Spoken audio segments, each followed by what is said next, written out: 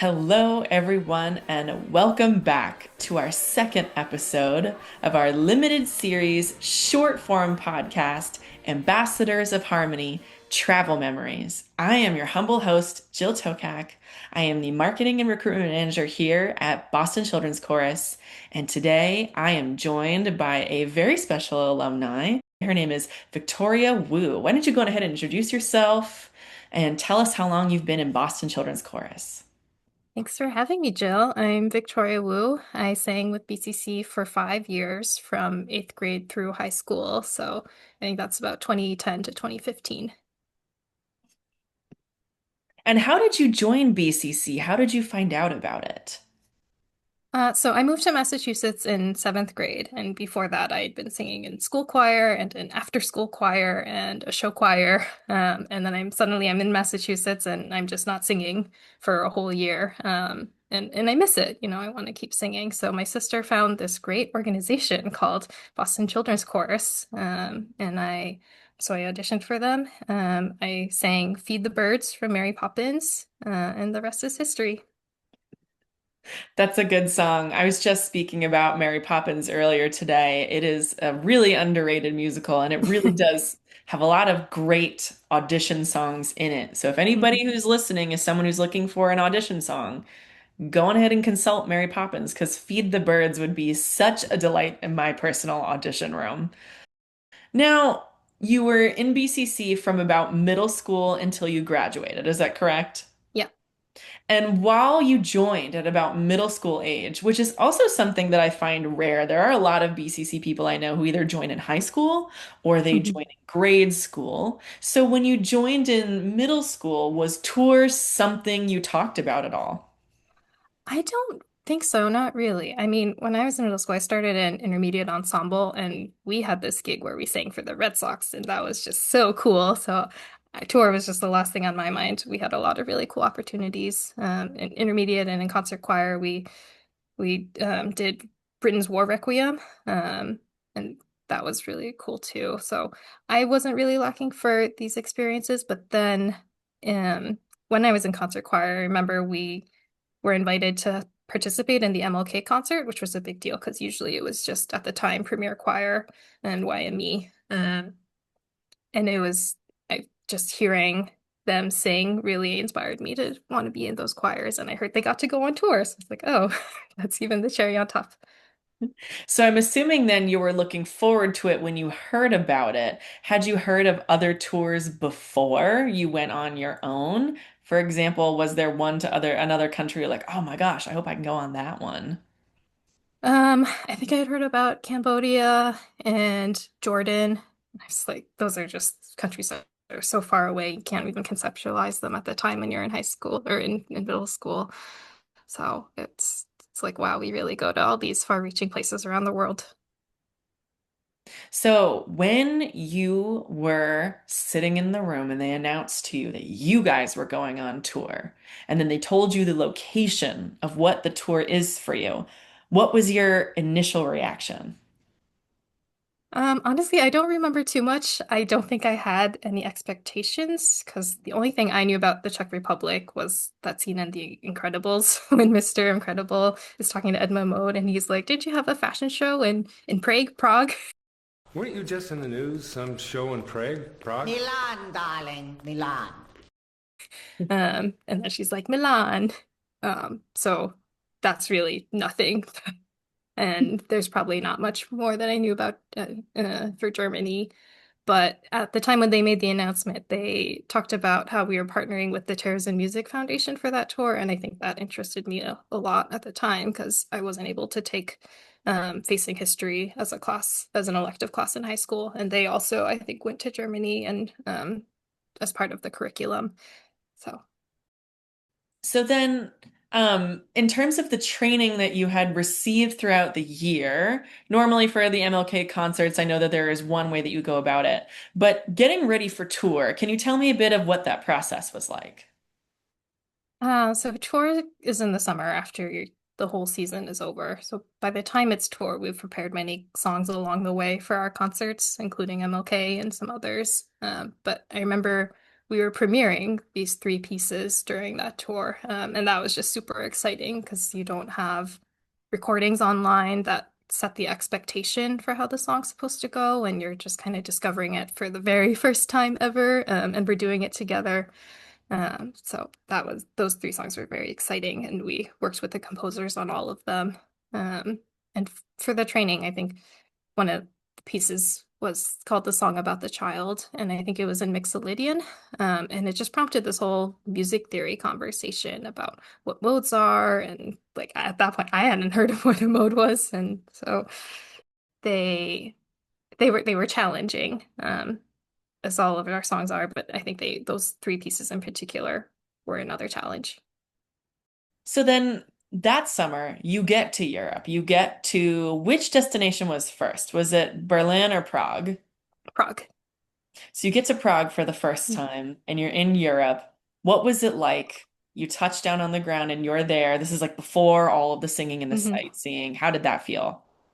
It was so long ago, but even now I remember that we flew in two separate groups. And the other group had this connection through Heathrow that I'm pretty sure got delayed.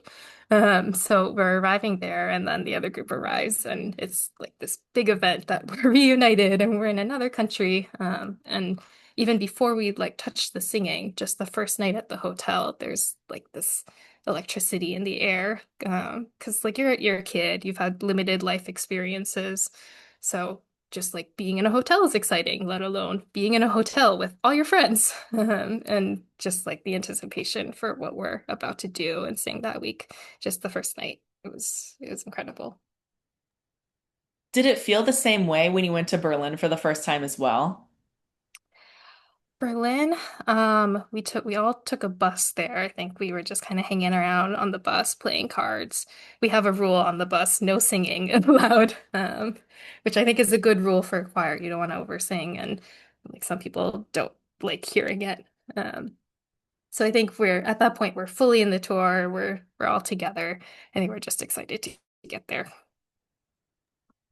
That's a good rule, actually. As someone who comes from Hmm. the theater world, and I know plenty of friends who are on national tour buses, that is a great rule. No singing on the bus.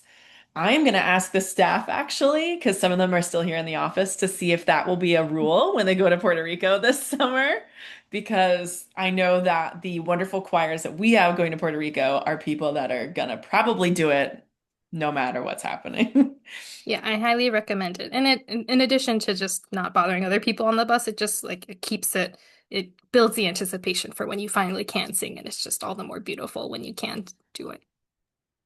Oh, yeah, that's a great piece of advice. So now that we've talked a little bit about singing on the bus, let's talk a little bit about singing when you got there. So I would love to hear a little bit about some of the work that you guys did in Prague. And if you remember some of the songs that you sang there first, why don't you go into a little bit of that? See, Prague, I remember we had, I think, two big concerts. One was at this palace there. It was very cool singing inside this courtyard, and we sang with another local choir there. And then the other concert is the one that sticks in my memory, even now. It was at the Spanish synagogue in Prague, and we were premiering those three pieces, and then also singing everything else in our repertoire. And I've been singing in choir for 10 years since graduating from BCC, and to this day, I still remember that concert and just think about it as one of the best performances I've ever sung in. Let's see, what did we sing? We sang, so the three premier pieces was um, The Day of Light by David Post, Be Green by Elaine Agnew, and the third song was The Song About the Child by Siobhan Elder. Um, And then we had some of our greatest hits from the previous year. We had Kalinda, um, Ain't Gonna Let Nobody Turn Me Round. I think um, Hard Times, and I'm sure many more that I can't remember off the top of my head. But it's like this is 10 years later, and I'm still thinking about these songs and remembering the titles, and I can sing parts of all of them because we memorized all our songs for the tour. So it just shows how much it sticks in your memory. And as a special treat, we were able to find an excerpt of Boston Children's Chorus singing Re Green by Elaine Agnew at the Spanish Synagogue in Prague. Let's take a listen.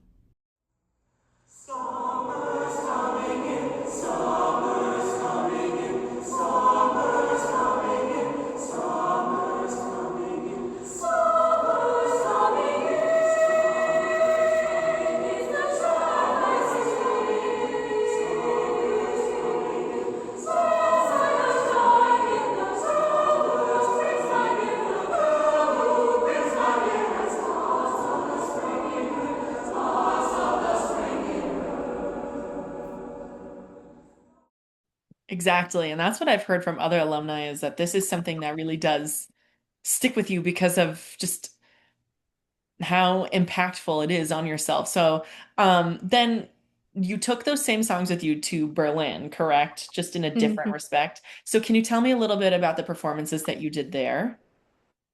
Berlin, we had a little less time compared to Czech Republic. I think we only had one concert, I want to say, in Berlin, and it was the final night. And that concert was very memorable too. It was the last concert and went very well. And it was really, really hot in Berlin that day. And there was no air conditioning in the performance space.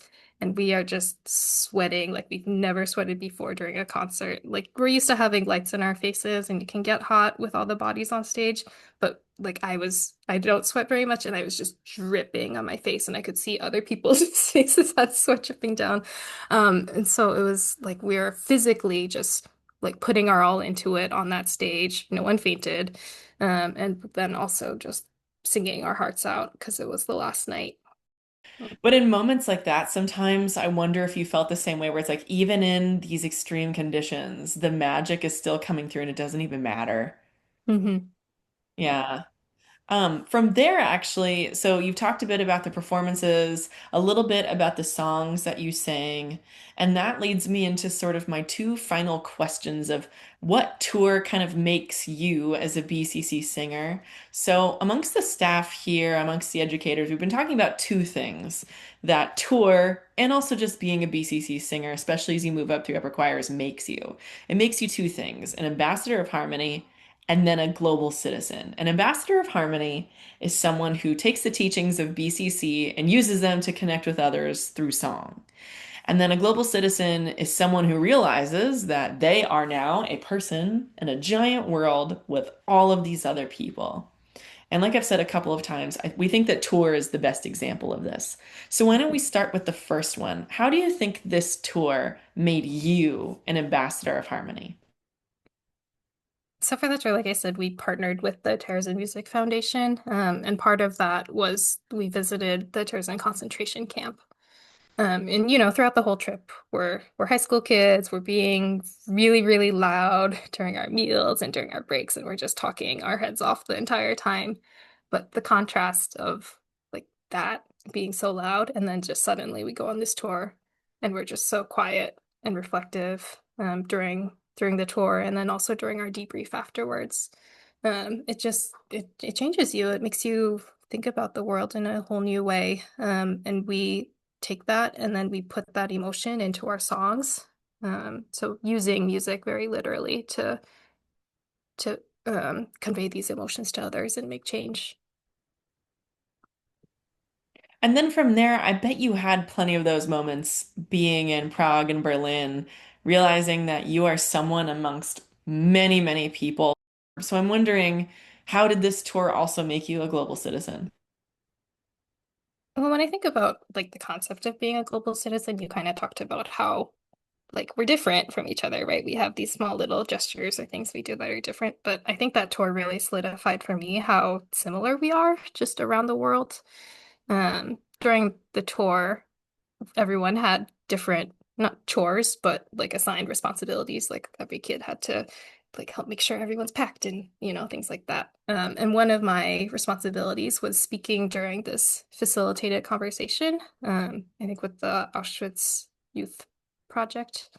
And I remember talking to them in English about like, how do you reconcile being proud of being an American or proud of being a German while also recognizing that your country has done and maybe is currently doing some really horrible things. And there are these kids all around the world who are grappling with those same exact difficult feelings. Um, and then on the more positive end, on the last night of tour, we were performing with this local choir in Berlin. And so we have the concert, it goes really well, and we're all sweaty and we're backstage finally. Um, and it was just really emotional because we're happy the concert went well, but it's our last time together. They're seniors who are graduating, and we're just all crying together. But then we just start singing. We sang Tina Simone, which wasn't even one of the songs in our repertoire. It's just kind of like a BCC song that we would do. I didn't even sing it officially. It just was taught to me from other singers in the choir.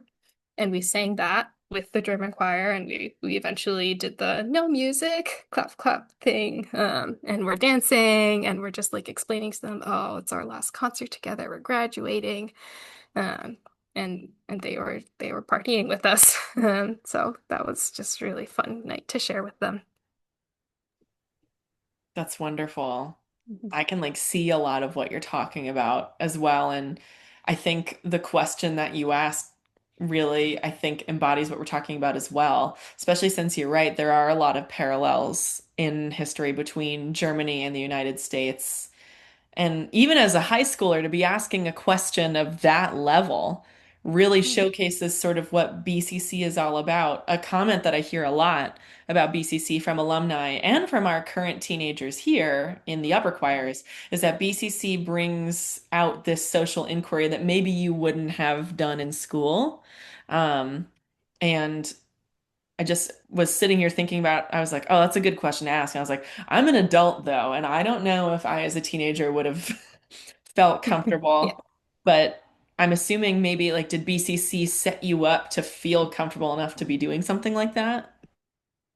Oh, definitely. Yeah. I mean, we're sure we're learning music theory and we're learning these songs and how to perform, but we're also, like we would have these themes every year that the presidents of the choir would pick out. I think one of them was feminism, and we would have these conversations about feminism and like, oh, is it bad to like have these rules for how the girls should are dressing, like about spaghetti straps and things like that. And that because it was relevant to our uniforms when we had like our jackets over our shirts and things like that. So it definitely was more than just pure music. It made you very well-rounded. It was a well-rounded education at BCC. And I feel like that's such a good segue into our final question. With everything that you've just talked about, with your experiences in these two iconic music cities, but also cities in Europe that I can tell have stuck in your memory forever. We are still going on tour to this day. We're going to Puerto Rico, and we're very excited to announce what our next tour is going to be next season, which is going to be a huge step for us. And oh, I just want to say it, but I can't yet. And we're actually Ah, going on an earlier time. We're going to be going in like late winter, early spring. So like oh, during interesting. I know, like during the school year, which is not normal. Normally we go during the summer, but I'm not going to say it. I'm going to keep the secret. But I would like to hear from you, from your own words. Why should people support BCC as they go on future tours? I mean, going on tour is just so impactful to the musical, but also the emotional development of young singers. But it's not an option for every child. For me, it's just such an immense privilege to say, I went on tour with my choir to Germany and the Czech Republic, and we sang for ambassadors, and they loved it. Like who can say that? So BCC makes these privileges available and accessible to all its singers, regardless of the family's income. For tour, you pay on a sliding scale based on your income, just like how for the regular season, you'd pay your dues on a sliding scale. And that's only possible because people donate because they believe in what BCC does. Thank you. Well, this has been such a lovely conversation to have with you today. Thank you so much for being here. Thank you for having me. It's so wonderful to meet you, Jill. Thank you. Same to you. And that's a wrap on episode 2 Yay. of Ambassadors of Harmony Travel Memories. We'll see you next week. I've been your humble host, Jill Tokac. Have a wonderful day.